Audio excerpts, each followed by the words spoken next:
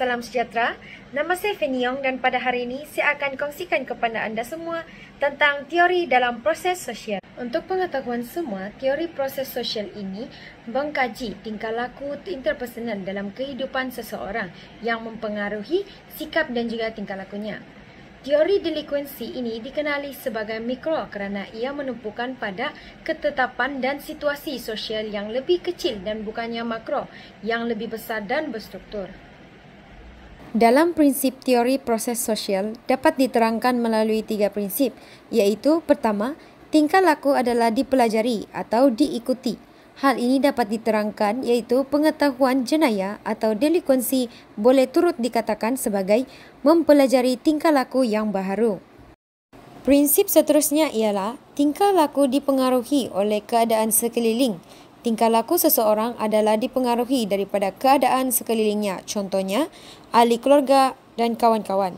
Selain itu, sosial media, surat kabar dan rancangan di televisyen juga turut memberi pengaruh yang tinggi.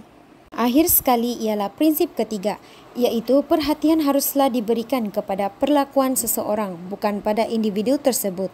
Banyak penerangan dari teori lain yang terlalu memfokuskan kepada karakter dalaman seseorang yang melakukan delikuensi. Sepatutnya kita memfokuskan terhadap keadaan sekeliling yang menyebabkan individu tersebut melakukan delikuensi. Cara mudah untuk mengingati proses teori sosial ini ialah melalui 3 langkah, iaitu langkah pertama, individu tersebut terdedah kepada sikap delikuensi dan corak tingkah laku, dan setelah itu individu akan menerima orientasi delikuensi dan akhirnya pergaulan dengan rakan sebaya yang delikuensi. Dalam teori sosial, drift teori yang diperkenankan oleh David Mazza dan Grisham Skies pada 1957 berpendapat bahawa remaja hanyut masuk dan keluar daripada delikuensi semasa remaja bergantung kepada keadaan sosial. Dalam drift teori ialah pesalah juvana pada asasnya adalah kanak-kanak yang baik dan mematuhi peraturan. Namun, disebabkan mereka mengalami ketidakadilan atau mereka merasa tidak adil dalam hidup mereka disebabkan oleh orang sekeliling seperti ibu bapa, guru dan lain-lain akan mendorong mereka untuk terlibat dalam delikuen ataupun jenayah.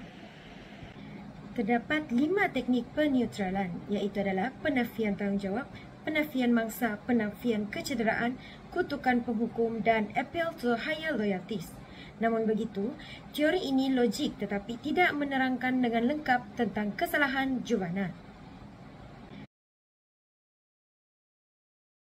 Teori seterusnya ialah teori kawalan.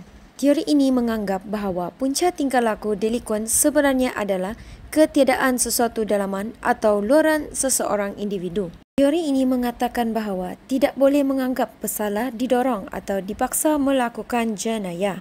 Sebagai contohnya, juvana boleh dilihat sebagai sifat ingin tahu yang boleh membawa kepada tingkah laku yang membahayakan, iaitu tingkah laku haram atau jenayah.